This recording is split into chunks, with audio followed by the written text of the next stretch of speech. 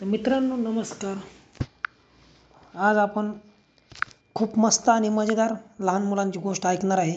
गोष्टीचं नाव आहे हत्ती आणि ससा. मित्रांनो, गोष्ट चालू होण्यापूर्वी तुम्ही जर आपल्या चॅनलवरती नवीन असाल तर पहिलं आपल्या चॅनलला सबस्क्राईब करून घ्या आणि तिथेच खाली असेल ती बेल आयकनची घंटा दाबा, म्हणजे येणाऱ्या नवनवीन व्हिडिओच्या नोटिफिकेशन तुम्हाला मिळून जातील. मित्रांनो, गोष्ट चालू करत आहे हत्ती आणि ससा. कडक उन्हाळ्याचे दिवस होते. जंगलातील तळ्याचे पाणी संपत चालले होते. तळ्यातील पाणीही आटले. हत्तीचा कळप पाण्याच्या शोधात होता. पाणी कोठेच मिळत नव्हते. हत्तीच्या कळपाचा राजा म्हणाला, मला दुसऱ्या जंगलातील सर्वात मोठे तळे माहीत आहे आणि आपण तिकडे जाऊया. हत्तींना पिण्यासाठी पाणी हवेच होते. सगळे दुसऱ्या जंगलाकडे निघाले. 3 रात्री प्रवास केल्यानंतर हत्तीचा कळप त्या सर्वात मोठ्या तळ्याजवळ आले. त्या सर्वात मोठ्या तळ्याच्या परिसरात ससे निवारा करीत होते.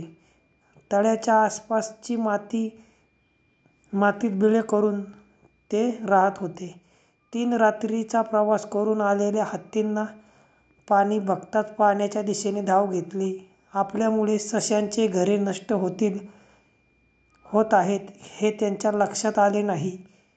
हत्तीच्या पहिल्या फेरीत खूप मासे मारले गेले.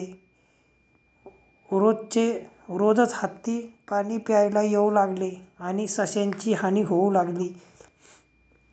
सश्यांना या परिस्थितीवर उपाय शोधणे भाग होते. सश्यांच्या कळपातील एक हुशार ससा हत्तीच्या राजाला भेटायला गेला. ससा म्हणाला, महाराज, आमचे थोर राजे चंद्र महाराज यांनी आपणास तळ्यातील पाणी पिण्यास मनाई केली आहे. तेव्हा हत्तीच्या कळपाच्या राजाने त्याला विचारले, कोठे आहे तुमचा राजा? तेव्हा ससा म्हणाला, चला मी तुम्हाला त्याच्याकडे घेऊन जातो. सश्याने लांबच्या रस्त्याने हत्तीला तळ्यापर्यंत नेले. ते पोचेपर्यंत चंद्र आकाशात आला. तळ्यात चंद्राचे प्रतिबिंब पडले होते. त्याच्याकडे बोट दाखवून ससा म्हणाला, ते बघा, आमचे महाराज रागाने थरथरत आहेत. हत्ती हे दृश्य पाहून घाबरला. पाण्यात हलणारे प्रतिबिंब पाहून हत्तीने सश्याची क्षमा मागितली. सर्व हत्तींना घेऊन त्याचा राजा जंगलाबाहेर पडला. ससे आता